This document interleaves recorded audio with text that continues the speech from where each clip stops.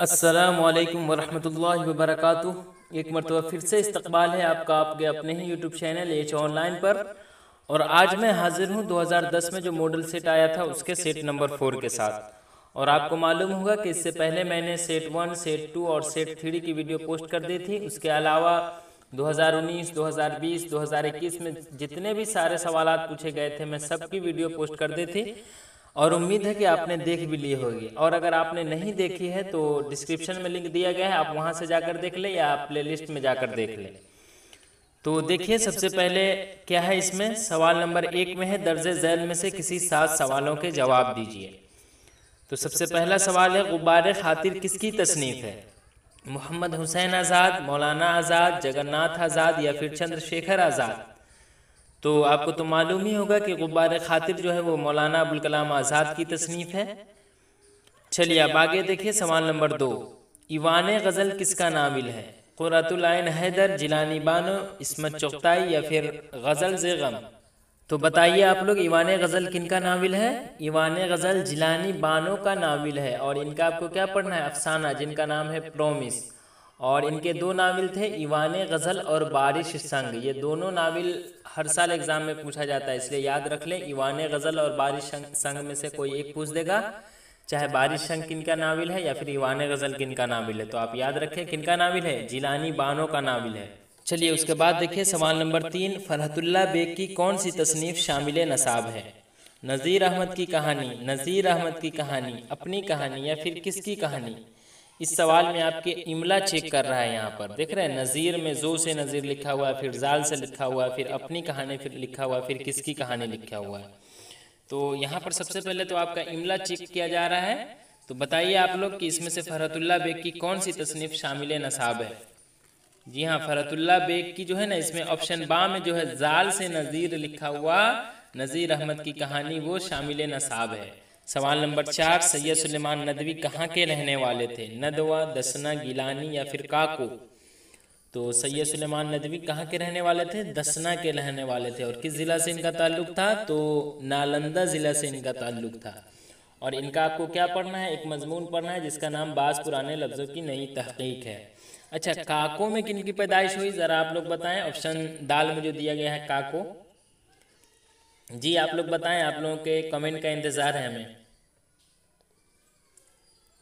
काको में अता काकवी का पैदाइश है। और इनका आपको क्या पढ़ना है? क़िता तारीख़ जिसका नाम है गम अरशद। कुछ याद आया आप लोगों को? गम अरशद जिसके लिखने वाले अता काकवी है और इनकी पैदाइश हुई थी काको में। चलिए अब आगे देखिए सवाल नंबर 5 में है सी पारे दिल के मुसन्निफ कौन है? फरहतुल्लाह बेग, शिबली नोमानी, ख्वाजा हसन नज़ामी या फिर रशीद अहमद सिद्दीकी? जी आप लोग बताइए सिपारे दिल के मुसन्निफ कौन है? सिपारे दिल के मुसन्निफ है ख्वाजा हसन नज़ामी। और इन्होंने 200 से ज़्यादा किताबें लिखी है, जिसमें रोज़नामचे और कलमी चेहरे, उसी तरह नज़ाम बंसरी, ये सब जो है ना ख्वाजा हसन नज़ामी की किताबें हैं। चलिए अब आगे देखिए सवाल नंबर 6। बागो बहार किसकी तसनीफ़ है? मीर अमन देहलवी, मीर हसन, मौलाना आज़ाद या फिर मोहम्मद हुसैन आज़ाद? तो बागो बहार सबसे पहले क्या है? एक दास्तान है और इसके लिखने वाले कौन है? मीर अमन देहलवी है। अच्छा, एक सवाल मैं आपसे पूछ रहा हूँ जिसका जवाब आपको लाइव चैट में नहीं देना है बल्कि कमेंट वाला ऑप्शन में देना है। आप इस सवाल का जवाब दीजिए कि बागो बहार का तो उर्दू तर्जमा किया गया तो इसका नाम बागो बहार रखा गया, लेकिन फारसी में जब ये किताब थी तो इसका क्या नाम था? ये जवाब आपको कमेंट में देना है। चलिए अब आगे है सवाल नंबर 7। इनमें से कौन सा अफसाना निगार शामिल नसाब है? अब्दुस समद, हुसैनुल हल्क, सलाम बिन रज़्ज़ाक़ या फिर शौकत हयात? तो इनमें से यानी जो 4 ऑप्शन दिया गया है इनमें से सलाम बिन रज़्ज़ाक़ का आपको पढ़ना है और वो अब्राहिम सक्का जो है वो एक अफसाना वो आपको पढ़ना है। तो इसका सही जवाब क्या हो जाएगा? सलाम बिन रज़्ज़ाक़। चलिए आगे है सवाल नंबर 8। अहमद जमाल पाशा किस तसनीफ़ के लिए मशहूर है? इंशाइया, अफसाना, नाविल या फिर दास्तान? तो अहमद जमाल पाशा जो है वो इंशाइया के लिए मशहूर है। और अफसाना के लिए कौन कौन मशहूर है? सादत हसन मंटू, जिलानी बानो, शफ़ी जावेद और सलाम बिन रज़्ज़ाक़ जो है वो अफसाना के लिए मशहूर है। उसी तरह पूछ रहा है यहाँ पर दास्तान के लिए, तो दास्तान के लिए कौन है? मीर अमन देहलवी है। तो अहमद जमाल पाशा किस तसनीफ़ के लिए मशहूर है? इंशाइया के लिए मशहूर है। चलिए अब आगे देखिए सवाल नंबर 9। इंशाइया क्या है, किसका मजमून है? वज़ीर आगा, पतरस बुखारी, फरहतुल्लाह बेग या फिर रशीद अहमद सिद्दीकी।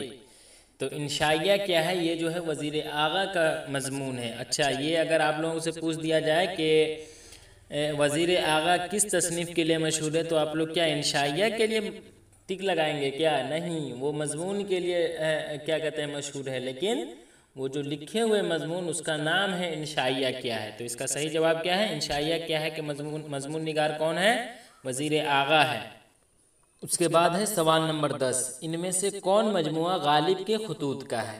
यादगार गालिब, गालिब नामा, उद हिंदी या फिर खतूत गालिब। तो जी हाँ, अगर आपने मेरी वीडियो लगातार देखी होगी तो ये सवाल हर साल आप देखे होंगे। तो आप लोग बताइए इनमें से कौन मजमुआ गालिब के खतूत का है? उद हिंदी जो है वो गालिब के खतूत का मजमुआ है। अच्छा, एक और चीज़ आप हमें बताएं, इसका जवाब आपको कमेंट में देना है। गालिब के 2 खतूत के मजमुए हैं, एक तो यहाँ मैं बता दिया उद हिंदी, और एक और है, उसका क्या नाम है आप मुझे बताएं कमेंट में। चलिए अब आगे देखिए सवाल नंबर 2। दर्जे झैल सवालों में से किसी 7 के जवाब दीजिए। सवाल नंबर 1 में है खेती उन्वान से शामिल नसाब नज़म किसकी लिखी हुई है? हाली, जोश, अमीक हनफी या फिर अली सरदार जाफरी। तो बताइए खेती उन्वान से शामिल नसाब नज़म किसकी लिखी हुई है? अमीक हनफी की लिखी हुई नज़म है खेती। अच्छा, इसमें लिखा है अली सरदार जाफरी। तो अली सरदार जाफरी का आपको क्या पढ़ना है? 2 नज़म पढ़ना है, गुफ्तगू और मेरा सफ़र। उसी तरह लिखा है कि जोश मली आबादी। तो जोश मली आबादी का क्या पढ़ना है? नज़म ही पढ़ना है, लेकिन ये मज़ीद मुताले के लिए जो दिया गया है उसमें है, जो पेज नंबर 221 में है। इसका उस नज़म का क्या नाम है? शिकस्ते ज़िंदा का ख्वाब। और अल्ताफ़ हुसैन हाली का तो आपको पढ़ना नहीं है। चलिए अब आगे है सवाल नंबर 2। गज़ल के आखिरी शेर को क्या कहते हैं जिसमें शायर अपना तखल्लुस इस्तेमाल करता है? मतला, क़िता, मक़ता या फिर शेर। तो गज़ल के आखिरी शेर को हम क्या कहते हैं? मक़ता कहते हैं, और पहले शेर को क्या कहते हैं? मतला कहते हैं। बस आप एक किसी तरह याद रख लें इसे, पहले शेर को मतला और आखिरी शेर को मक़ता। चलिए अब आगे है सवाल नंबर 3। ऐसी नज़म क्या कहलाती है जिसमें किसी की मौत पर जज्बात का इजहार होता है? तो जी हाँ, उसे हम क्या कहते हैं? मरसिया कहते हैं। उसके बाद है सवाल नंबर 4। बरक़े कलीसा किसकी नज़म है? नज़ीर अकबर आबादी, रज़ा नकवी वाही या फिर शाद अज़ीम आबादी। तो बरक़े कलीसा जो है वो किसकी नज़म है? अकबर इलाहाबादी की है। चलिए, और ये कैसा नज़म है? ज़रीफ़ाना नज़म है, और मुतशायर भी जो है ना वो ज़रीफ़ाना नज़म ही है। आगे देखिए सवाल नंबर 5। इनमें से कौन सा शायर मरसिया निगारी के लिए मशहूर है? मीर हसन, मिर्ज़ा शौक़, मीर तक़ी मीर और मीर अनीस। जी हाँ, यारब चमने नज़म को गुलजार इरम कर। कुछ याद आया आप लोगों को इससे? ये एक मरसिया है, और इसके लिखने वाले कौन थे? मीर अनीस थे। तो इसमें देखिए कौन कौन हो गए? ऑप्शन दाल में जो है मीर अनीस वो। चलिए अब आगे है सवाल नंबर 6। गमे अरशद के नाम क़िता तारीख़ किसने लिखा है? अताउल्ला पालवी, अताउर रहमान अता काकवी, अरशद काकवी या फिर जमील मजहरी। तो गमे अरशद ये क़िता तारीख़ है, इसके लिखने वाले कौन है? अताउर रहमान अता काकवी, यानी इनका पूरा नाम था अताउर रहमान अता काकवी, वैसे अता काकवी इन्हें कहा जाता है। चलिए अब आगे है सवाल नंबर 7। मिजाज लखनवी की कौन सी नज़म शामिल नसाब है? यानी आपके किताब में मिजाज लखनवी की कौन सी नज़म पढ़ना है?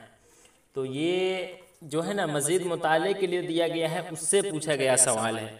तो बताइए मिजाज लखनवी की कौन सी नज़म आपके नशाम में शामिल है? आवारा नज़म जो है ना वो आपके किताब में शामिल है, जो पेज नंबर 225 में है। और मज़ीद मुताले में भी 2 नज़म पढ़ने हैं आपको, एक जोश मली आबादी की जिसका नाम शिकस्ते ज़िंदा का ख्वाब है, और एक जो अभी मैं आपको बताया हूँ असरारुल हक मिजाज की, जिसका जो नज़म है आवारा।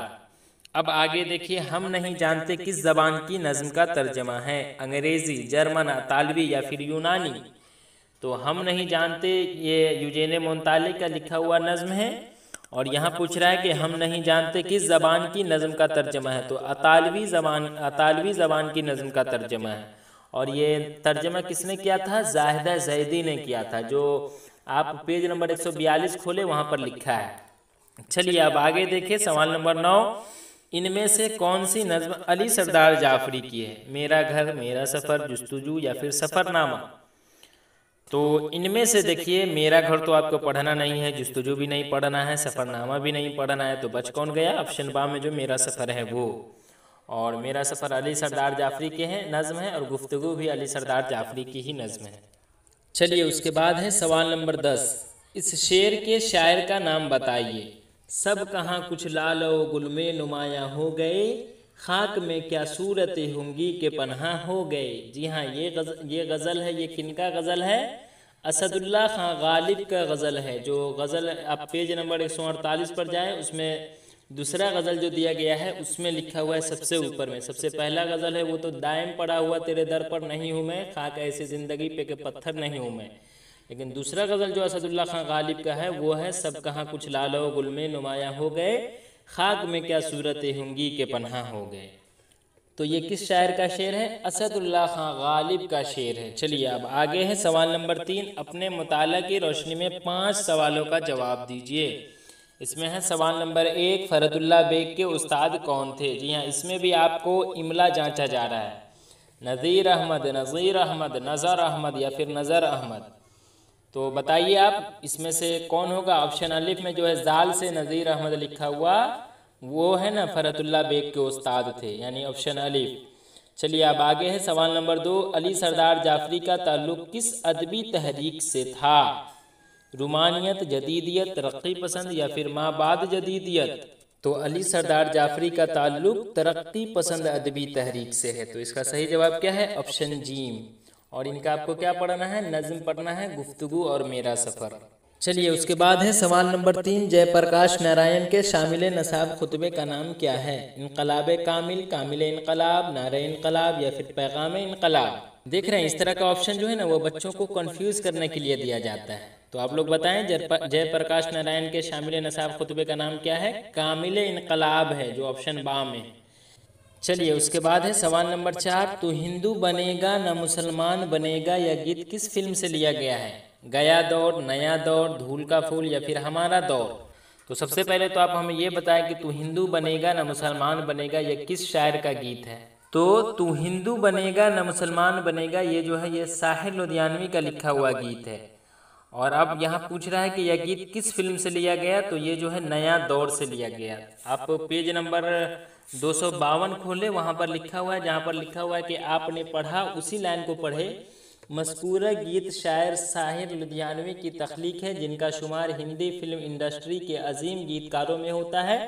उन्होंने इस गीत को फिल्म नया दौर के लिए लिखा था। तो यहाँ आया ना नया दौर, तो इससे क्या पता चला है कि तू हिंदू बनेगा न मुसलमान बनेगा यह गीत नया दौर फिल्म से लिया गया है। चलिए आगे है सवाल नंबर 5। इनमें से कौन सा शायर फिल्मी गीतकार नहीं है? मजरूह सुल्तानपुरी, शकील बदायूनी, कैफी आज़मी, मीर तकी मीर। तो ये तो मुझे नहीं पता, आपको मालूम है तो आप कमेंट में बताएं। चलिए आगे है राशिक का पूरा नाम क्या था? शेख गुलाम अली, शेख मोहम्मद फैज़, हैदर अली शेख या फिर शेख हैदर अली। तो राशिक का पूरा नाम क्या था? शेख गुलाम अली नाम था इनका पूरा। और इनका आपको क्या पढ़ना है बताइए आप लोग? इनका गज़ल पढ़ना है, 2 गज़ल पढ़ना है। एक है काश यूं तेरा न या आईना दिल होता, और एक है कि हुए हैं पीर अब हम दीदनी रोना हमारा है। चलिए अब आगे देखिए सवाल नंबर 7 में है बेदी कहाँ पैदा हुए? राजेंद्र सिंह बेदी कहाँ पैदा हुए? कराची, अमृतसर, लाहौर या फिर सिंध। तो राजेंद्र सिंह बेदी जो है वो लाहौर में पैदा हुए थे। और इनका आपको क्या पढ़ना है? अफसाना, जिसका नाम है क्वारंटीन। तो चलिए ये कुल सवाल नंबर 3 में 7 सवाल रहे। अब हम चलते हैं सवाल नंबर 4 में। किसी 5 लफ्ज़ की जिनसियत जुमले बनाकर जाहिर कीजिए। रोशनी, कुफ्र, अर्ज, इब्तिदा, आगाज, शुरू, वफा। तो ये आप कर लेंगे। आगे है सवाल नंबर 5। किसी 5 लफ्ज़ की ज़िद बनाइए। हद, ख्वाहिश, एहसास, तदबीर, नूर, दौर, खुतबा। तो जब मैं ज़िद की वीडियो बनाई थी एक, जिसे हम विलोम शब्द कहते हैं, तो इसकी वीडियो बनाई थी, तो उसमें ये सारा चीज़ें आप वहाँ जाकर देखें, उसमें ये सब मिल जाएगा। चलिए अब आगे है सवाल नंबर 6 में कॉलम अलिफ और कॉलम बा के जोड़ मिलाइए। तो आप मिला लेंगे, ये आसान है, बहुत ही आसान है। बस आप शेर जाकर किताब से ढूंढें और मिला लेंगे, आसान है। चलिए अब आगे है सवाल नंबर 7। दर्जे झैल इक़्तिबास को पढ़िए और दिए गए सवालों के जवाब दीजिए। यानी इस इक़्तिबास को पढ़ने के बाद नीचे जो 3 सवाल दिया गया है उसका जवाब देना है। तो इसका जवाब तो मैं आपको बताऊंगा ही, लेकिन उससे पहले आपको एक सवाल का जवाब देना है कमेंट में, और वो ये है कि ये जो इक़्तिबास है ये किस मजमून से लिया गया है और इसके लिखने वाले कौन हैं। ये दोनों सवाल का जवाब आपको देना है। यानी क्या जवाब देना है, ये किस मजमून से लिया गया है इक़्तिबास, और इसके लिखने वाले कौन हैं। तो चलिए देखते हैं हम इसके पढ़कर। सूबा बिहार के एक मरदुम खेज बस्ती दसना जो अब मौजूदा ज़िला नालंदा में है, वहाँ 22 नवंबर 1884 ईस्वी को सैयद सुलेमान नदवी पैदा हुए। उनके वालिद का नाम हकीम सैयद अबुल हसन था। आसपास के उलमा से इब्तिदाई तालीम हासिल करने के बाद आगे की तालीम के लिए फुलवारी शरीफ और फिर मदरसा इमदादिया दरभंगा में दाखिल हुए। आला तालीम की तमन्ना ने उन्हें 1901 ईस्वी में दारुल उलूम नदवतुल उलमा पहुंचा दिया, जहां शिबली नोमानी जैसी शख्सियत से इस्तेफादा करने का मौका मिला। दीनी और दरसी तालीम के साथ साथ अदब से भी ताल्लुक़ कायम होता गया। फिर 1902 में इनका पहला मजमून पटना के रिसाला अल-पंच में खातूनों की तालीम के उन्वान से शाये हुआ। तो ये इक़्तिबास पढ़ने से आपको हुआ क्या कि ये जो पढ़ना है इसके बारे में आपके दिमाग में आ गया कि कब पैदा हुए, कहाँ पैदा हुए, इनके वालिद का क्या नाम था, इनका जो मजमून था वो पटना के किस रिसाले में और किस उन्वान से निकला। तो ये सब आपको मालूम चल गया।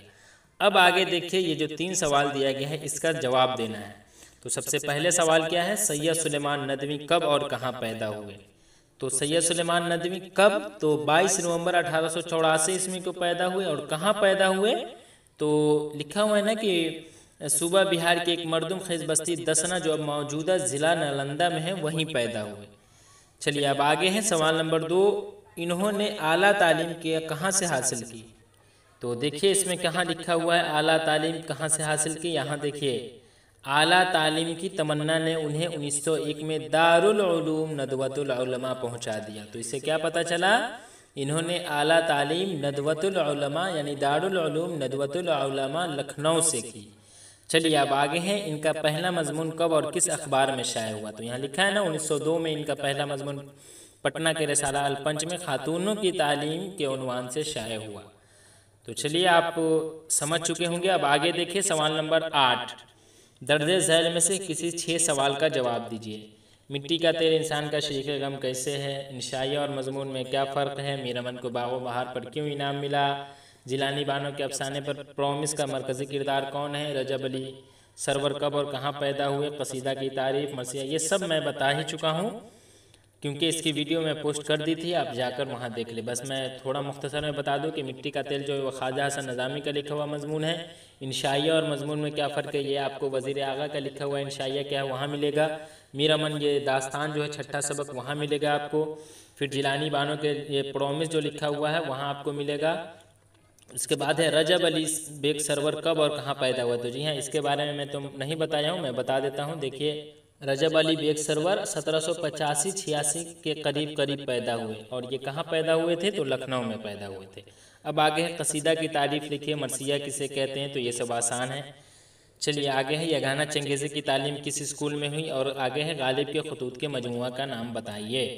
तो यगाना चंगेज़ी की तालीम जो है वो Mohammedan Anglo Arabic school Patna city में हुई थी। और उसके बाद है गालिब के खतूत के मजमुआ का नाम बताइए। तो आपको तो मालूम होगा कि इनके 2 खतूत हैं, एक है उर्दू हिंदी और एक है उर्दू मुअल्ला।